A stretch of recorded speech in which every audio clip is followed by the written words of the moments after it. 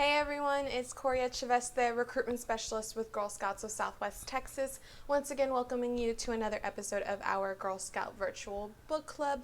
Today we are doing our 7th episode, so chapter 7 of our Harry Potter and the Sorcerer's Stone series. This chapter is called The Sorting Hat, which, as you can imagine, is a pretty big deal in the Harry Potter world. So, like usual, we're going to read through it. I need you to pay really close attention because we have some trivia questions afterward, like usual.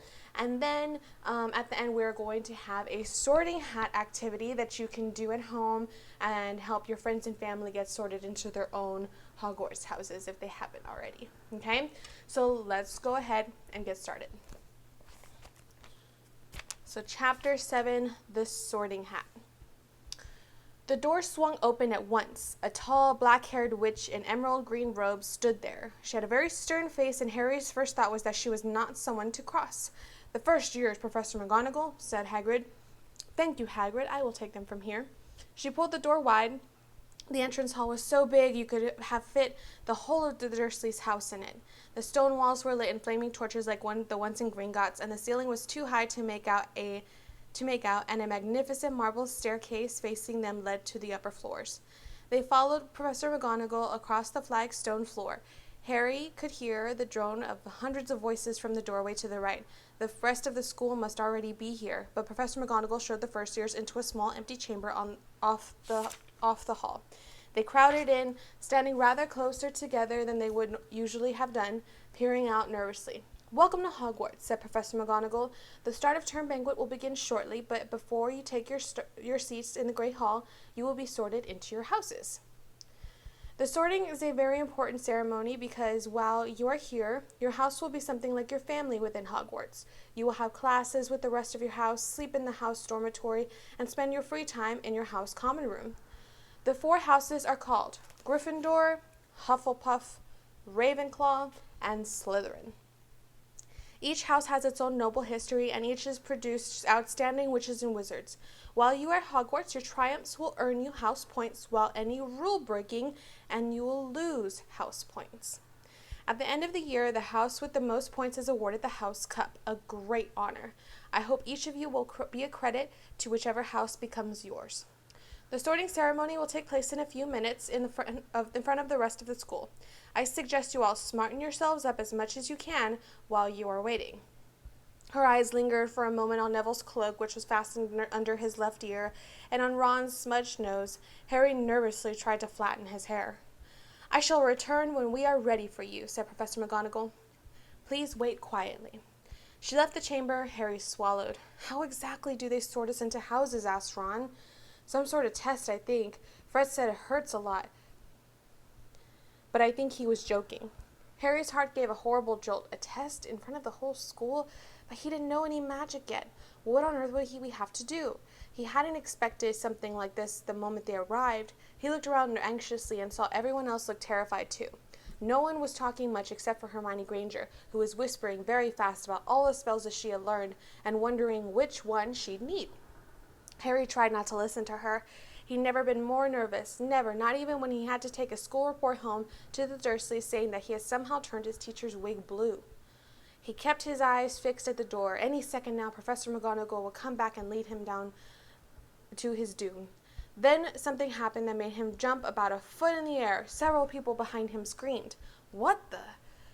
He gasped. So did people around him. About 20 ghosts had just streamed through the back wall. Pearly white and slightly transparent, they glided across the room, talking to one another, hardly glancing at the first years. They seemed to be arguing. What looked like a fat little monk said, "Forgive and forget, I say. We ought to give him a second chance." "My dear Friar, haven't we given Peeves all the chances he deserves? He gives us all a bad name, you know. He's not really even a ghost. I say, what are you all doing here?" A ghost wearing a ruff and tights was suddenly noticed the first years. Nobody answered. "New students," said the fat friar, smiling around at them. "About to be sorted, I suppose." A few people nodded mutely. "Hope to see you in Hufflepuff," said the friar. "My old house, you know." "Move along now," said a sharp voice. "The sorting ceremony is about to start." Professor McGonagall had returned. One by one the ghosts floated away through the opposite wall. "Now form a line." Professor McGonagall told the first years, and follow me. Feeling oddly as though his legs had turned to lead, Harry got into line behind a boy with sandy hair and Ron behind him. They walked out of the chamber, back across the hall, and through the pair of double doors into the great hall. Harry had never imagined such a strange, splendid place. It was lit by thousands and thousands of candles that were floating in midair over 4 long tables. There where the rest of the students were sitting. These tables were laid with glittering golden plates and goblets. At the top of the hall was another long table where the teachers were sitting. Professor McGonagall led the first years up here so that they came to a hall in a line facing the other students, with the teachers behind them. The hundreds of faces staring at them looked like pale lanterns in the flickering candlelight. Dotted here and there among the students, the ghosts shone misty silver. Mainly to avoid all the staring eyes, Harry looked upward and saw a velvety black ceiling dotted with stars. He heard Hermione whisper, "It's bewitched to look like the sky outside. I read about it in Hogwarts, a history." It was hard to believe that there was a ceiling there at all, and that the great hall didn't simply open to the heavens. Harry quickly looked down again as Professor McGonagall silently placed a 4-legged stool in front of the first years. On top of the stool she put a pointed wizard's hat. This hat was patched and frayed and extremely dirty. Aunt Petunia wouldn't have let it in the house. Maybe they had to try and pull the rabbit out of the hat, Harry thought wildly. What seemed that sort of thing. Noticing that everyone in the hall was now staring at the hat, he stared at it too. For a few seconds there was a complete silence. Then the hat twitched. A rip near the brim opened wide like a mouth, and the hat began to sing. "Oh, you may not think I'm pretty, but don't judge on what you see. I'll eat myself if you can find a smarter hat than me. You can keep your bowlers black, your top hat sleek and tall, and for I am the Hogwarts sorting hat, and I can cap them all. There's nothing hidden in your head the sorting hat can't see, so try me on, and I will tell you where you ought to be. You might be in Gryffindor, where dwell the brave at heart. Their daring nerve and chivalry set Gryffindors apart. You might belong in Hufflepuff, where they are just and loyal. Those patient Hufflepuffs are true and unafraid of toil. Or yet in wise old Ravenclaw, if you've a ready mind, where those of wit and learning will always find their kind. Or perhaps in Slytherin you'll make real friends. Those cunning folk use any means to achieve their ends. So put me on, don't be afraid, and don't get in a flap. You're in safe hands, though I have none, for I'm a thinking cap." The whole hall burst into applause as the hat finished his song. It bowed to each of the 4 tables and then became quiet and still. "So we've just got to try on the hat?" Ron whispered to Harry. I'll kill Fred. He was going on about wrestling a troll." Harry smiled weakly. Yes, trying on the hat was a lot better than having to do a spell, but he did wish they could have tried it on without everyone watching. The hat seemed to be asking a rather lot. Harry didn't feel brave or quick-witted or any of it at the moment. If only he had mentioned a house for people who felt a bit queasy, that would have been the one for him. Professor McGonagall now stepped forward holding a long scroll of parchment. "When I call your name, you will put on the hat and sit on the stool to be sorted," she said. "Abbott, Hannah."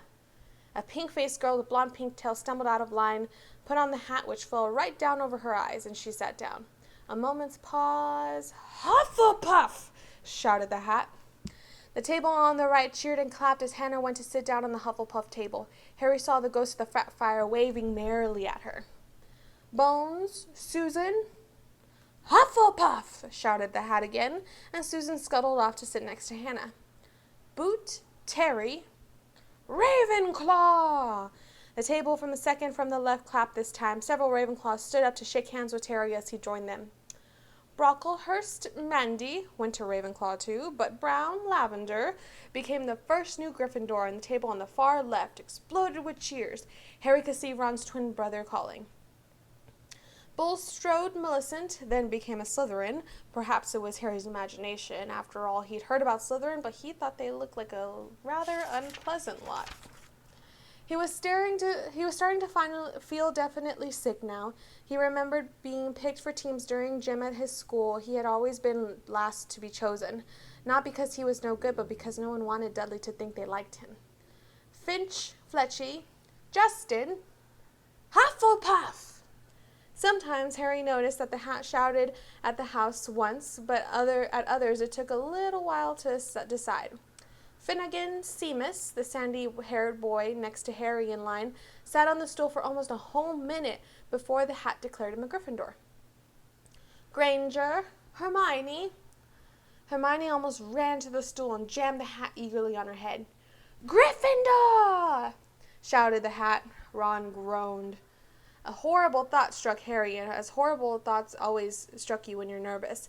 What if he wasn't chosen at all? What if he just sat there with the hat over his eyes for ages until Professor McGonagall jerked it off his head and said that had obviously been a mistake and he'd better get back on the train? While Neville Longbottom, the boy who kept losing his toad, was called, he fell over on his way to the stool. The hat took a long time to decide with Neville. When it finally shouted, Gryffindor! Neville ran off, still wearing it, and had to jog back amid gales of laughter to give it to MacDougal Morag. Malfoy swaggered forward when his name was called and got his wish at once. The hat had barely touched his head when it screamed, Slytherin! Malfoy went to join his friends Crabbe and Goyle, looking pleased with himself. There weren't many people left now. Moon, Nott, Parkinson, then a pair of twin girls, Patil and Patil, then Perks, Sally Ann, and then at last, Potter, Harry. As Harry stepped forward, whispers suddenly broke out, like little hissing fires all over the hall. Potter, did she say? The Harry Potter? The last thing Harry saw before the hat dropped over his eyes was a hall full of people craning to get a good look at him. Next second, he was looking at the black inside of the hat, and he waited. Said a small voice in his ear. Difficult, very difficult. Plenty of courage, I see. Not a bad mind, either. There's talent. Oh, my goodness, yes. And a nice thirst to prove yourself. Now that's interesting. So where shall I put you? Harry gripped the edges of the stool and thought, Not Slytherin, not Slytherin. Not Slytherin, eh? Said the small voice. Are you sure? You could be great, you know. It's all here, in your head, and Slytherin will help you on the way to greatness. No doubt about that. No? Well, if you're sure, better be Gryffindor! Harry heard the hat shout the last word to the whole hall. They took off the hat and walked shakily toward the Gryffindor table. He was so relieved that he would be chosen that he had been chosen and not put in Slytherin. He hardly noticed that he was getting the loudest cheer yet. Percy, the prefect, got up and shook his hand vigorously while the Weasley twins yelled, We got Potter! We got Potter! Harry sat down opposite the ghost of the rough he'd seen earlier. The ghost patted his arm, giving Harry the sudden horrible feeling he'd plunged it into a bucket of ice-cold water. He could see the high table properly now, and at the end nearest him sat Hagrid, who caught his eye and gave him a thumbs up. Harry grinned back, and there, in the center of the high table in a large gold chair, sat Albus Dumbledore. Harry recognized him at once from the cart he'd gotten out of the chocolate frog in the train. Dumbledore's silver hair was the only thing in the whole hall that shone as brightly as the ghost's. Harry spotted Professor Quirrell, too, the nervous young man with a leaky cauldron. He was looking very peculiar in a large purple turban. And now, there were only 4 people left to be sorted. Thomas Dean, a black boy even taller than Ron, joined Harry at the Gryffindor table. Turpin Lisa became a Ravenclaw, and then it was Ron's turn. He was pale green by now. Harry crossed his fingers under the table, and a second later the house shouted, Gryffindor! Harry clapped loudly with the rest as Ron collapsed into the chair next to him. Well done, Ron, excellent, said Percy Weasley pompous across Harry, as Zabini Blaze was made a Slytherin. Professor McGonagall rolled up her scroll and took the sorting hat away. Harry looked down at his empty gold plate. He had only just realized how hungry he was. The pumpkin pasties seemed ages ago. Albus Dumbledore had gotten to his feet. He was beaming at the students, his arms open wide, as if nothing could have pleased him more than to see them all there. Welcome, he said. Welcome to a new year at Hogwarts. Before we begin our banquet, I would like to say a few words. And here they are. Nitwit, blubber, oddment, tweak. Thank you. He sat back down. Everybody clapped and cheered. Harry didn't know whether to laugh or not. Is he a bit mad? He asked Percy uncertainly. Mad? Percy said airily. He's a genius. Best wizard in the world. But he is a bit mad, yes. Potatoes, Harry? Harry's mouth fell open, and the dishes in front of him were now piled with food. He had never seen so many things he liked to eat on one table. Roast beef, roast chicken, pork chops, lamb chops, sausages, bacon and steak, boiled potatoes, roast potatoes, fries, Yorkshire pudding, peas, carrots, gravy, ketchup, and, for some strange reason, peppermint humbugs. The Dursleys had never exactly starved Harry, but he'd never been allowed to eat as much as he liked. Dudley had always taken anything that Harry really wanted, even if it made him sick. Harry piled his plate with a bit of everything except for the peppermints and began to eat, and it was all delicious. That does look good, said the ghost in the rough sadly, watching Harry cut up his steak. Can't you? I haven't eaten for nearly 500 years, said the ghost. I don't need to, of course, but one does miss it. I don't think I've introduced myself. Sir Nicholas de Mimsy Porpington, at your service, resident ghost of Gryffindor Tower. I would prefer... I know who you are, said Ron suddenly. My brothers told me about you. You're nearly Headless Nick. I would prefer if you call me Sir Nicholas de Mimsy, said the ghost began stiffly, but the sandy-haired Seamus Finnegan interrupted. Nearly headless? How can you be nearly headless? Sir Nicholas looked extremely miffed, as if their little chat wasn't going at all the way he wanted. Like this, he said irritably. He seized his left ear and pulled his whole head, swung off his neck, and fell onto his shoulder as if it was on a hinge. Someone had obviously tried to behead him, but not done it properly. Looking pleased at the stunned looks on their faces, nearly headless Nick flipped his head back onto his neck, coughed, and said, So, new Gryffindors. I hope you're going to help us win the house championship this year. Gryffindors have never gone so long without winning. Slytherins have got the cup 6 years in a row. The Bloody Baron's becoming almost unbearable. He's a Slytherin ghost. Harry looked over at the Slytherin table and saw a horrible ghost sitting there with a blank, staring eyes and gaunt face and his robe stained with silver blood. He was right next to Malfoy, who, Harry was pleased to see, didn't look too pleased to be with the seating arrangements. How did he get covered in blood? Asked Seamus with great interest. I've never asked, said nearly headless Nick delicately. When everyone had eaten as much as they could, the remains of the food faded from the plates, leaving them sparkling clean as before. The moment later, the desserts appeared. Blocks of ice cream, every flavor you could think of, apple pies, treacle tarts, chocolate eclairs, and jam donuts, trifle, strawberries, jello, rice pudding. As Harry helped himself to a treacle tart, the talk turned into their families. I'm a half and half, said Seamus. My dad's a muggle. Mom didn't tell him she was a witch until after they were married. Bit of a nasty shock for him. The others laughed. What about you, Neville? Said Ron. Well, my gran brought me up, and she's a witch, said Neville, but my family thought I was a muggle for ages. My great-uncle Algyab kept trying to catch me off guard and force some magic out of me. He pushed me off the end of a Blackpool pier once. I nearly drowned. But nothing happened until I was 8. Great-uncle Augie came around for dinner, and he was hanging me out of an upstairs window by the ankles when my great-auntie Enid offered him a meringue, and he accidentally let go. But I bounced all the way down the garden and into the road. They were all really pleased. Gran was crying. She was so happy. And you should have seen their faces when I got in here.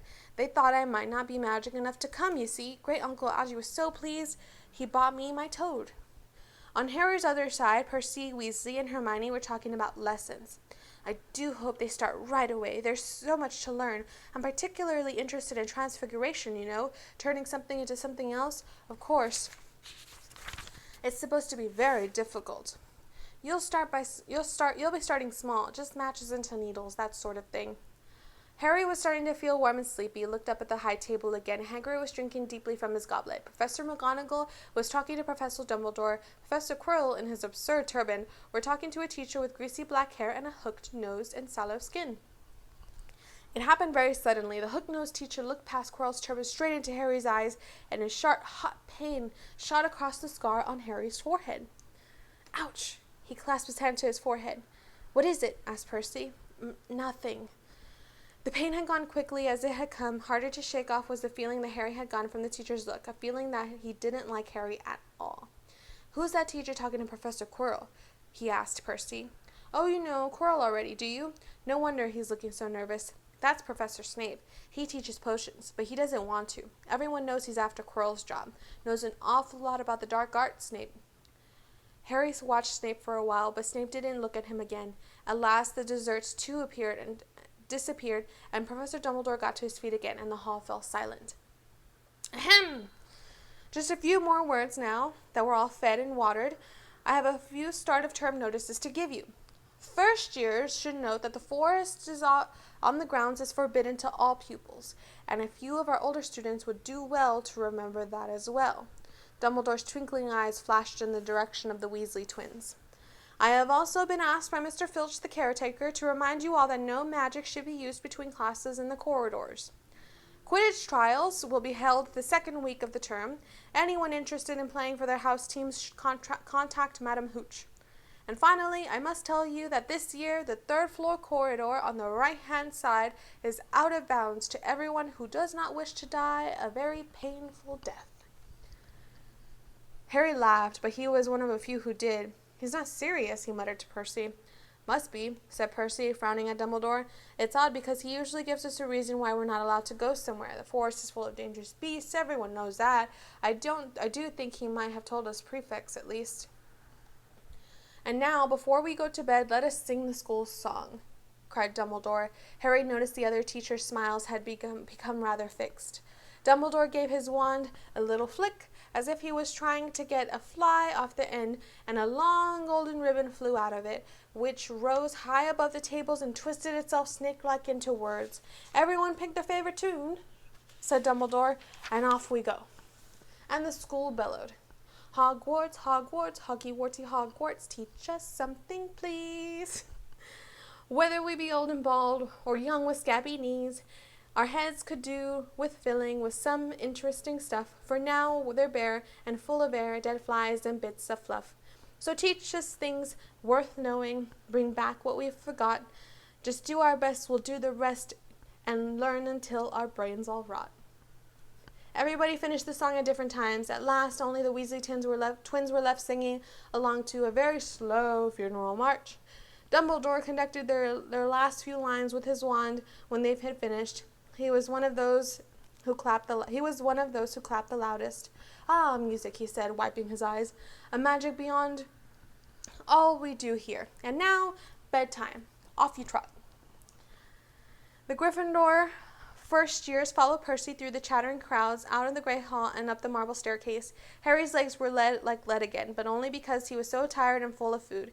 He was too sleepy even to be surprised that the people in the portraits along the corridors whispered and pointed as they passed, or that twice Percy led them through the doorways hidden behind sliding panels and hanging tapestries. They climbed more staircases, yawning and dragging their feet, and Harry just wondering how much farther they had to go when they came to a sudden halt. A bundle of walking sticks was floating midair up ahead of them, and as Percy took a step forward, they had started throwing themselves at him. "Peeves!" Percy whispered for the first years. A poltergeist. He raised his voice. "Peeves, show yourself!" A loud, rude sound, like an air being bled out of a balloon, answered, "Do you want me to go to the Bloody Baron?" There was a pop, and a little man with wicked dark eyes and a wide mouth appeared, floating cross-legged in the air, clutching at the walking sticks. "Oh," he said, with an evil cackle, "ickle firsties, what fun!" He swooped suddenly at them, and they all ducked. "Go away, Peeves, or the Baron'll hear about this. I mean it," barked Percy. Peeves stuck out his tongue and vanished, dropping the walking sticks on Neville's head. They heard him zooming away, rattling coats of armor as he passed.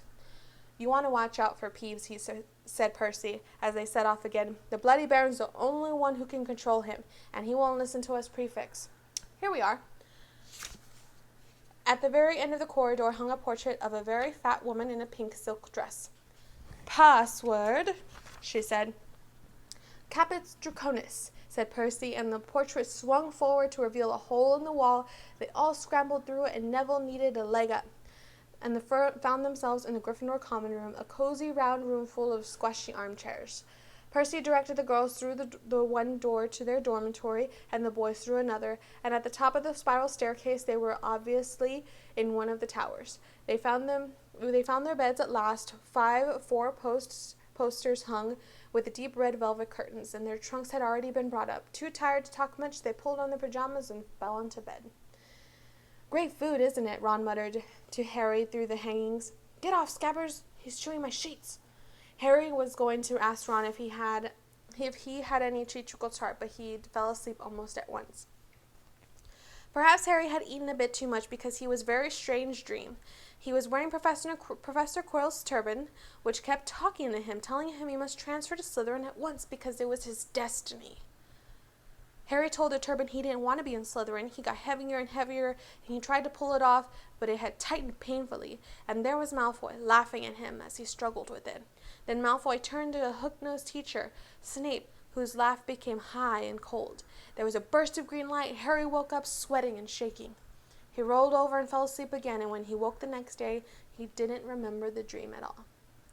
And that is Chapter 7 of our Harry Potter series. Okay, so we're going into trivia questions. So remember, if you know the answer to the question, write your answer in the comments below. Question number 1. When will Quidditch trials be held? Again, question number 1. When will Quidditch trials be held? Question number 2. They say Peeves isn't like the rest of the Hogwarts ghosts. So what is he? Again, they say Peeves isn't like the rest of the Hogwarts ghosts. What is he? Question number 3. Susan Bones was placed in which house? Again, Susan Bones was placed in which house?